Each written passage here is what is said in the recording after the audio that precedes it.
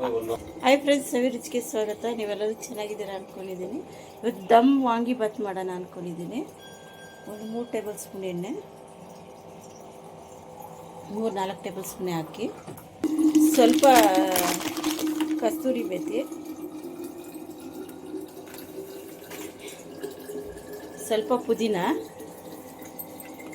ಈರುಳ್ಳಿ ಉದ್ದ ಹಚ್ಕೊಂಡಿರೋದು ಒಂದು 2 ಈರುಳ್ಳಿ ಹಾಕಿದ್ದೀನಿ. ನೋಡಿ, ಬದನೆಕಾಯಿ ಹಾಕ್ತಾಯಿದ್ದೀನಿ. ಈ ಥರ ಉದ್ದ ಕಟ್ ಮಾಡಿರ್ತೀವಿ. ಒಂದು 1/4 kg ಬದನೆಕಾಯಿ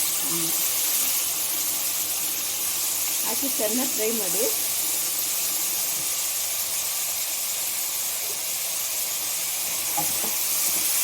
ಈಗ ಉಪ್ಪು ಹಾಕ್ತಾಯಿದ್ದೀನಿ, ರುಚಿಗೆ ತಕ್ಕಷ್ಟು ಉಪ್ಪು. ಟೊಮೆಟೊ ಹಾಕ್ತಾಯಿದ್ದೀನಿ, ಒಂದು 2 ಟೊಮೆಟೊ ತೊಗೊಂಡಿದ್ದೀನಿ.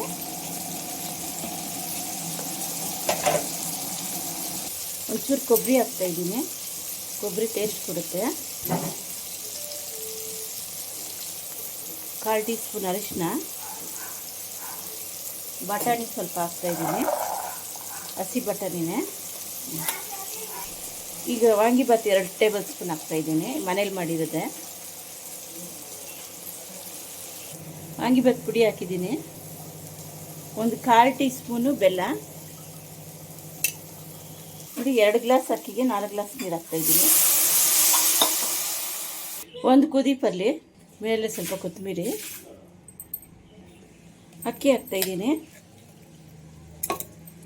ಅಕ್ಕಿ ಹಾಕಿ ಒಂದು ಕುದಿ ಬರಬೇಕು. ಆಮೇಲೆ ಕುಕ್ಕರ್ ಮುಚ್ಚಿ 2 ವಿಸಿಲು. ಬೇಕಾದರೆ ಹುಣಸೆಹಣ್ಣು ಕೂಡ ಇಟ್ಕೊಂಬೋದು. ನಾನು ಟೊಮೊಟೊ ಹಾಕಿದ್ದೀನಿ. ನೋಡಿ, ಕುದಿ ಬಂದಿದೆ. ಕುಕ್ಕರ್ ಮುಚ್ಚಿ ಒಂದು 2 ವಿಸಿಲು. ನೋಡಿ, ಸ್ಟೀಮ್ ಹೋಗಿದೆ, ತೆಗಿತಾ ಇದ್ದೀನಿ.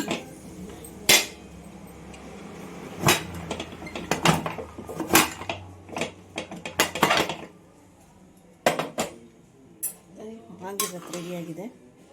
ಅಷ್ಟೇ ಟೇಸ್ಟಾಗಿ ಚೆನ್ನಾಗಿರುತ್ತೆ. ನೋಡಿ, ದಮ್ ವಾಂಗಿಬಾತ್ ರೆಡಿ ಆಯಿತು. ಅಷ್ಟೇ ಟೇಸ್ಟಾಗಿ ಚೆನ್ನಾಗಿರುತ್ತೆ.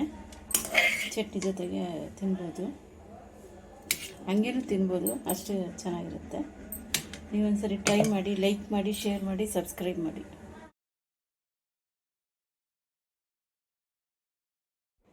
ಹಾಯ್ ಫ್ರೆಂಡ್ಸ್, ಸವಿರುಚಿಗೆ ಸ್ವಾಗತ. ನೀವೆಲ್ಲರೂ ಚೆನ್ನಾಗಿದ್ದೀರಾ ಅಂದ್ಕೊಂಡಿದ್ದೀನಿ.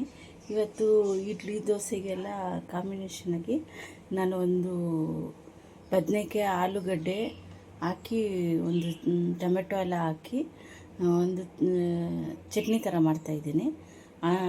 ಅಷ್ಟು ಟೇಸ್ಟಾಗಿ ಚೆನ್ನಾಗಿರುತ್ತೆ. ಅದಕ್ಕೆ ಫಸ್ಟು ಒಂದು ಸ್ವಲ್ಪ ಒಗ್ಗರಣೆ ಹಾಕ್ಕೊಂಡು ಅದು ಸ್ವಲ್ಪ ಬೇಯಿಸಬೇಕು. ಫಸ್ಟಿಗೆ ಎಣ್ಣೆ ಹಾಕೋಣ, ಒಂದು 2 ಟೇಬಲ್ ಸ್ಪೂನು, 2 ಟೇಬಲ್ ಸ್ಪೂನ್ ಎಣ್ಣೆ. ಈರುಳ್ಳಿ ಇದು ಸಾಂಬಾರು ಈರುಳ್ಳಿ ಅಂತಾರಲ್ಲ, ಸಣ್ಣದು, ಅದು ಸ್ವಲ್ಪ ಈರುಳ್ಳಿನ ಹಾಕಿದ್ದೀನಿ. ಇಷ್ಟು ಹಾಕೋಣ.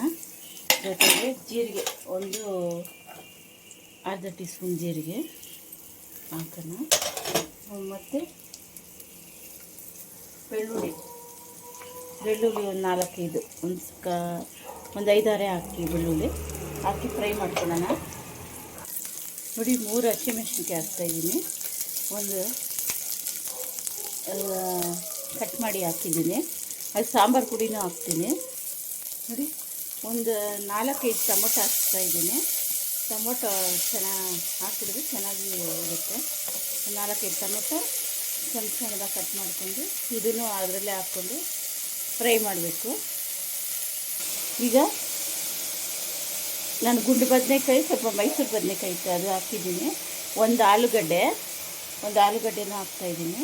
ಹಾಕಿ ಇದು ಸ್ವಲ್ಪ ಚೆನ್ನಾಗಿ ಫ್ರೈ ಮಾಡ್ಕೊಳ್ಳೋಣ. ಇದನ್ನು ಒಂದು ವಿಸಿಲು ಕೂಗಿಸ್ಕೊಳ್ಳೋಣ. ಇದೆಲ್ಲ ಸೇರಿ ಮಸಿಯೋದು ಹಾಕಿ ಫ್ರೈ ಮಾಡ್ಕೊಳ್ಳೋಣ. ನೋಡಿ, ರುಚಿಗೆ ತಕ್ಕಷ್ಟು ಉಪ್ಪು. ಈಗ ಒಂದು 1/4 ಟೀ ಸ್ಪೂನ್ ಅರಿಶಿನ, 1 ಟೇಬಲ್ ಸ್ಪೂನು ಸಾಂಬಾರು ಪುಡಿ, 1 ಟೇಬಲ್ ಸ್ಪೂನ್ ಸಾಂಬಾರು ಪುಡಿ. ನಾನು 1/4 ಟೀ ಸ್ಪೂನ್ ಹಾಕ್ತೀನಿ. ನೋಡಿ, ನೀರು ಹಾಕ್ತಾಯಿದ್ದೀನಿ, ಜಾಸ್ತಿ ಬೇಡ, ಎಷ್ಟು ಬೇಕಷ್ಟು. ಅಕ್ಕಿ ಒಂದೆರಡು ವಿಸಿಲ್ ಕುಗ್ಸಿ ಆಮೇಲೆ ಅದನ್ನೆಲ್ಲ ಮಸಿಬೇಕು. ನೋಡಿ ಸ್ಟೀಮ್ ಹೋಗಿದೆ, ಇದು ಬಗ್ಗಿಸ್ತಾ ಇದ್ದೀನಿ. ತಣ್ಣಗಾದ್ಮೇಲೆ ಮಸಿಯೋಣ. ಇಲ್ಲ ಮಿಕ್ಸಿಗಾದರೂ ಹಾಕ್ಬೋದು, ಇಲ್ಲ ಮಸಿಯಾದ್ರೂ ಮಸಿಬೋದು.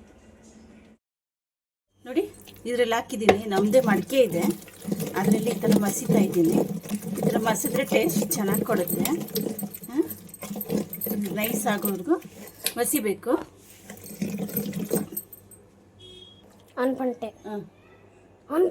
ಇದು ನೋಡಿ ಈ ಥರ ನೈಸ್ ಆಗಬೇಕು, ಸಾಕಿಷ್ಟು.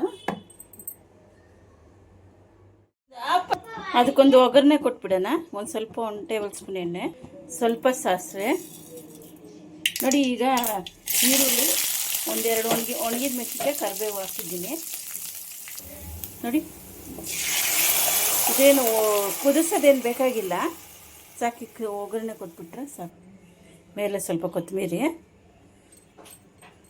ರೆಡಿ ಆಯಿತು. ಈಗ ಇಡ್ಲಿ ಬೆಂದಮೇಲೆ ಇಡ್ಲಿ ಜೊತೆಗೆ ತಿನ್ನೋಕ್ಕೆ ತುಂಬ ಚೆನ್ನಾಗಿರುತ್ತೆ, ಅಷ್ಟೇ ಟೇಸ್ಟಾಗಿರುತ್ತೆ. ಇಡ್ಲಿಗೆ ದೋಸೆಗಂತೂ ಕಾಂಬಿನೇಷನ್ನು ತುಂಬ ಚೆನ್ನಾಗಿರುತ್ತೆ. ಹಾಯ್ ಫ್ರೆಂಡ್ಸ್, ಸವಿರುಚಿಗೆ ಸ್ವಾಗತ. ನೀವೆಲ್ಲರೂ ಚೆನ್ನಾಗಿದ್ದೀರಾ ಅಂದ್ಕೊಂಡಿದ್ದೀನಿ. ನಾನು ಬೀನ್ಸ್ ಪಲ್ಯ ಮಾಡೋಣ ಅಂದ್ಕೊಂಡಿದ್ದೀನಿ. ಅದಕ್ಕೂ 2 ಟೀ ಸ್ಪೂನ್ ಎಣ್ಣೆ ಹಾಕ್ತಾಯಿದ್ದೀನಿ, ಸ್ವಲ್ಪ ಜೀರಿಗೆ. ನೋಡಿ ಬೀನ್ಸ್ ಹಾಕ್ತಾಯಿದ್ದೀನಿ, ಒಂದು 150 ಗ್ರಾಮ್ ಬೀನ್ಸ್ ತೊಗೊಂಡಿದ್ದೀನಿ. ಹಾಕಿ ಸ್ವಲ್ಪ ಎಣ್ಣೆಲಿ ಫ್ರೈ ಮಾಡ್ಕೊಳ್ಳೋಣ. ಅದಕ್ಕೊಂದು ಮಸಾಲೆ ರುಬ್ಕೊಳ್ಬೇಕು, ಅದು ಹೇಳ್ತೀನಿ. ಇದು ಹಾಕಿ ಒಂದು ಸ್ವಲ್ಪ ಉಪ್ಪು ಹಾಕ್ಬಿಟ್ಟು, ಅರಿಶಿನ ಹಾಕ್ಬಿಟ್ಟು 1 ವಿಸಿಲ್ ಕುಗ್ಸೋಣ, ಸಾಕು. 1/4 ಟೀ ಸ್ಪೂನ್ ಅರಿಶಿನ, ಸ್ವಲ್ಪ ಅರಿಶಿನ ಸಾಕು. ಒಂದು ಸ್ವಲ್ಪ 1/4 ಗ್ಲಾಸಷ್ಟು ನೀರು ಹಾಕಬೇಕು. ಈಗ ನೋಡಿ ಒಂದು 1/4 ಟೀ ಲೋಟ ಅಷ್ಟು ಸಾಕು. ಒಂದು ವಿಸಿಲು ಇಲ್ಲ 2 ವಿಸಿಲ್ ಸಾಕು. ಉಪ್ಪು ಹಾಕಿ 1-2 ವಿಸಿಲ್ ಬರ್ಸೋಣ, ಸಾಕು ಉಪ್ಪು. ನೋಡಿ 2 ಮೆಣಸಿನ್ಕಾಯಿ, ಒಣಗಿದ ಮೆಣಸಿನ್ಕಾಯಿ, ಸ್ವಲ್ಪ ತೆಂಗಿನಕಾಯಿ, ಕಡಲೆಬೇಳೆ 1 ಟೇಬಲ್ ಸ್ಪೂನು, ಕಡಲೆಬೇಳೆ 1 ಟೇಬಲ್ ಸ್ಪೂನು ಸಾಕು. ಧನಿಯಾ ಪುಡಿ ಒಂದು ಅರ್ಧ ಟೀ ಸ್ಪೂನು, ಧನಿಯಾ ಪುಡಿ ಅರ್ಧ ಟೀ ಸ್ಪೂನು, ಸ್ವಲ್ಪ ಕರಿಬೇವು. ನೋಡಿ ಅರ್ಧ ಟೀ ಸ್ಪೂನ್ ಧನಿಯಾ ಪುಡಿ, ಸ್ವಲ್ಪ ಕರಿಬೇವು ಹಾಕಿ ರುಬ್ಕೊಂಬರೋಣ. ನೋಡಿ ಈ ಥರ ರುಬ್ಕೊಂಬಂದಿದ್ದೀನಿ, ಇಷ್ಟಿದ್ರೆ ಸಾಕು. ಈಗ ಅದು ವಿಸಿಲ್ ಆಯ್ತು ಅಂದರೆ ಅದ್ರಲ್ಲಿ ಹಾಕೋಣ. ನೋಡಿ ಸ್ಟೀಮ್ ಹೋಗಿದೆ, ಇದು ಓಪನ್ ಮಾಡಿಬಿಟ್ಟಿದ್ದೀನಿ. ಈಗ ಇದನ್ನು ಹಾಕೋಣ. ಚಪಾತಿಗೆ ಎಲ್ಲದಕ್ಕೂ ಚೆನ್ನಾಗಿರುತ್ತೆ, ಅಷ್ಟು ಟೇಸ್ಟಾಗಿರುತ್ತೆ. ಹಾಕಿ ಮೇಲೆ ಒಂದು ಸ್ವಲ್ಪ ಕೊತ್ತಂಬರಿ ಹಾಕೋಣ, ಸಾಕಿಷ್ಟೇ. ನೋಡಿ ಚೆನ್ನಾಗಿ ರೆಡಿ ಆಯಿತು. ನೋಡಿ ಮೇಲೆ ಸ್ವಲ್ಪ ಕೊತ್ತಂಬರಿ ಹಾಕ್ತಾಯಿದ್ದೀನಿ, ರೆಡಿ ಆಯಿತು. ನೋಡಿ ಬೀನ್ಸ್ ಪಲ್ಯ ರೆಡಿ ಆಯಿತು, ಅಷ್ಟು ಟೇಸ್ಟಾಗಿ ಚೆನ್ನಾಗಿರುತ್ತೆ. ಚಪಾತಿಗೆ ಎಲ್ಲದಕ್ಕೂ ನಡ್ಕೊಂಡು ತಿನ್ನೋಕ್ಕೆ ಅಷ್ಟು ಚೆನ್ನಾಗಿರುತ್ತೆ, ಟೇಸ್ಟಾಗಿರುತ್ತೆ. ನೀವೊಂದ್ಸರಿ ಟ್ರೈ ಮಾಡಿ, ಲೈಕ್ ಮಾಡಿ, ಶೇರ್ ಮಾಡಿ, ಸಬ್ಸ್ಕ್ರೈಬ್ ಮಾಡಿ.